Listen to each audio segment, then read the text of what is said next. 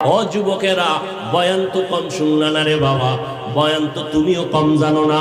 এখন বাকি শুধু আমল, গুনাহ থেকে নিজেরে বাঁচাও। একটা বয়ান তাকওয়ার বয়ান বাড়ি নিয়ে যাও। শেষ বয়ান, আজকের ফাইনাল পয়েন্ট হলো, ফিনিশিং বয়ান হলো, ও বান্দা, কারো উপকার পারলে করো, না পারলে চুপ থাকো।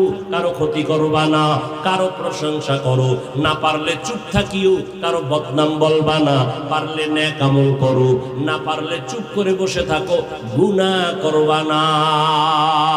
শেষ। এই তিনটা কথা মানো।